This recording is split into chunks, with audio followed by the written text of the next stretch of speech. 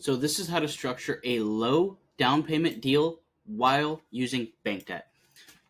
Normally, people think, and they're right to think, that what if you use a bank to buy a commercial property, let's say, you're going to need 20 to 30% down. Like that's standard. Um, Especially now, after rates went up, banks are requiring more equity to be put into these deals, and they need to see at least 20 30% down payment to get into some larger commercial properties. So this is how to structure a low down payment while using bank debt. Okay, so basically what we call it is a 50-40-10 debt structure.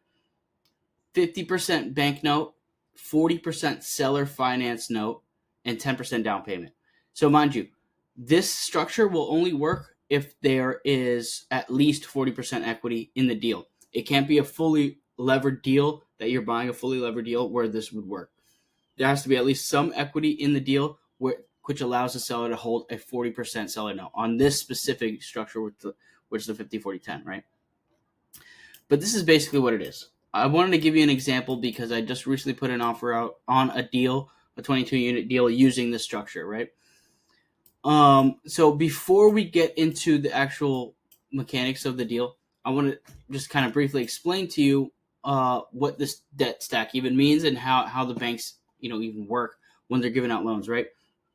So banks will only ever lend in first position. So basically, first position just means like this is like a mortgage of a property. If a property goes under foreclosure, first position lien will always get paid out first. Then it goes to second in equity. So when you're putting a down payment on the deal and you're buying a house, let's say a mortgage, you're buying a brand new house, you go and apply for a mortgage. It's a $200,000 house. Let's say you buy it for, there's a $175,000 mortgage on it and 25% down payment. This is where your down payment stands. So if the property loses value, your equity is getting shot first. If anything happens, your equity is getting. If there's a foreclosure, right here, who's getting paid first? It's going to be the first position note holder, which is the bank. So banks only ever lend in first position, right? Okay. Another thing to note: banks usually don't allow a second position note to be held behind their first position. So traditional banks usually don't allow a seller to even hold a second position seller finance note behind their bank note. That's another key factor. We're going to get into that. But this is just to kind of give you an overview of kind of how the debt stack works and whatnot, just to give you a visual here. So 50-40-10, this is how it works. Let's say we're buying a 22 unit for $2 million, right? A 50% bank note would be a $1 million loan getting from the bank. 40% seller note, $800,000 seller note from the bank, and a 10% down payment, $200,000 down. Compared to, before we get into any of these terms, right? I just want to show you. So 50% would be $1 million, 40%, $800,000, 10%, $200,000. Compared to a traditional bank note, if you wanted to buy this 22-unit deal, you just go to a bank, hey, I want to buy this deal. Okay, great. We'll give you 75 or 70% bank note, so $1.4 million at the standard rates, whatever they're issuing. They'll give you this mortgage. Yeah, we'll give you a mortgage, 70% of the property value, and we want 30% down. So in this case, in the $2 million purchase, we're going to need $600,000 down. Okay, great. So that's traditional. This is what's standard here. And like I said, this is how to do a low down payment strategy using bank debt. Because normally, some sellers might entertain an 80 or 90% seller finance note where you're only putting down, let's say they don't have any mortgage on the property and they're able to finance 80 to 90% of the deal and they only want 10% down. That's kind of a more rare case where the seller has no mortgage. They're usually 70, 80 years old. They paid it outright, and they can do something like that. But this might be more common where, let's say they still owe debt on the property. They still have a mortgage. They haven't owned it for that now. They're not 70 years old, right? This structure, this 50-40-10, allows the seller to get 60% at close. So on a $2 million purchase, they will walk away with $1.2 million, and they will hold a 40% note on the back end. So this allows them to walk away with more down payment money than they would have if they were to just do a normal traditional seller finance deal where it's 10% down. So this gives the seller 60% down and a 40% no. So let's get into the terms.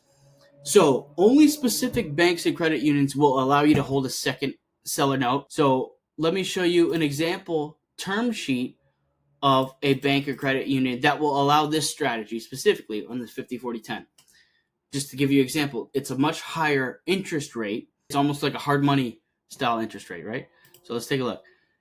This specific bank or credit union will do a 10.49% rate for multifamily, higher than 5 units, 10.49, and they will do 5-year IO. So add 0.25 to this rate to get the interest only period.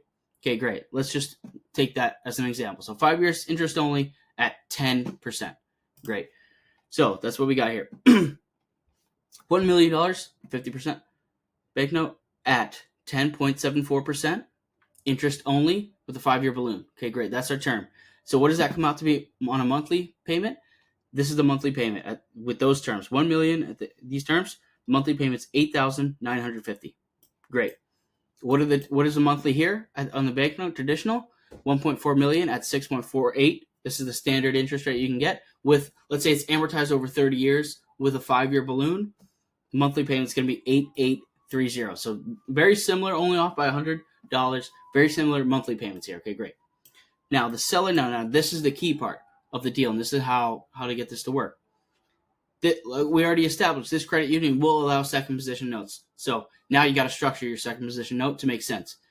This one, $800,000. What I did on my offer was a 3% interest only payment that accrues, but there's no monthly payment. So at the end of the 5-year, I will owe, I think it's about $920,000. So this $800,000 will accrue 3% growth annually for 5 years, and then I pay it out at the balloon. So I don't have to make monthly payments to it. So I just pay it out at the end. So what it ends up being is this $1 million plus the $800,000 with all the interest that accrued. In 5 years, I will owe $1.92 million on this deal, on this strategy, as opposed to traditional where it's amortized, but you're still not really paying down a lot on that. On a 5-year balloon, let's say it ends up being 1.294. So you paid out about $100,000 off because most of it goes to interest anyways. But this one, you put $600K down, and unless you have a big sale or 1031 exchange, so you will need $600,000 down for this 22 unit standard. That's typically what you can see. Now, a thing to mention before we get into the rest of it is there is a risk to highly levering a deal like this. This is a highly levered deal structure and strategy where you're levering up the property, and that's what you're able to get higher returns because you are levering up this property. And this will only work, and it only makes sense if there's enough equity growth on the front end. So let's say you're buying this 22 unit for 2.1 or 2 million.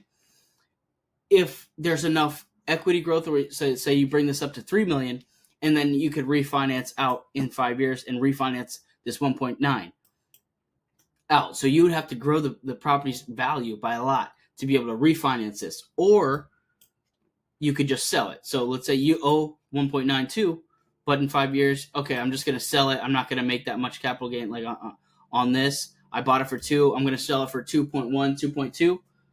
People will do that as well and call it a day. Now, the benefit of this strategy is the return on the investment, on the capital that you had to put down. So it's $200,000 down, and as we already shown you, the monthly, it ends up being a blended interest rate that's similar to the monthly payment on the traditional bank loan. So the expenses are the same, the income is the same, the monthly payment is almost the same, the expenses are the same, and the cash flow is pretty much equal as well. So on this deal, you're only putting up $200K down, but the cash flow is $5,500. So over 12 months, that's $65,000 a year in cash flow, equaling, and 65 compared to the 200,000, that's a 32% year-on-year return. So you hold that for 5 years, and you're gonna almost double your money out of the cash flow. I think it's you're gonna almost double your money on the cash flow compared to if you had the same deal, like same income, same monthly payment, same expenses, same cash flow, pretty much. Only here you put 600 grand down, and this is the bare minimum.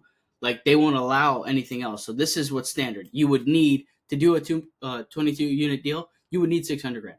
There's no way around it unless you did something like this, right? But so you would need 600 grand for the same amount of cash flow, like we said, 65, and that would be 11% return on your money. So unless you have a 1031 going, or unless you have a big sale, you have a lot of liquidity, you can buy a deal like this and get 11% return versus taking a bigger risk, levering up the deal, and getting a 32% return on your money. Now, this obviously has to make sense to each deal, where it's like, okay, I think there's enough equity upside here where, okay, we're kind of stable here, and if we need to sell for 5 years for 2.1, 2.2, and you think that that value will be there in 5 years, then this could make more sense, because you're going to make more money as opposed to what you're putting in. Let's say this deal, you have 200 grand in, and you're getting 32% return. You can do 3 of these deals. You can do 3 of these deals with the same amount of money you're putting into here. So just to show you the power of the leverage on a deal like this, and it all has to make sense, right? So there's a risk and there's a reward, but this is how to structure, and it's how I send out an offer on a deal right now, and especially now where you're starting to feel more pain and there's more pain points, and people really need to get out. You could start joining the game by it's a lower barrier to entry, less amount down, but you got to know how to structure and who to call. Like, you have to have the right relationships with the credit unions and banks and whatnot. But you could pull the strings, and you could piece together a deal like this. It'll allow you to get into a deal you otherwise wouldn't have access to, and make it in the same return, or even higher, a lot higher. Triple the return as it would on a standard bank note. So that's the benefit and power of a deal like this. It's called the 50-40-10. And again, there are risks to levering up a deal, and it has to make sense in that specific scenario. But this, I just want to give you a short kind of summary and breakdown of kind of what it is and how it works.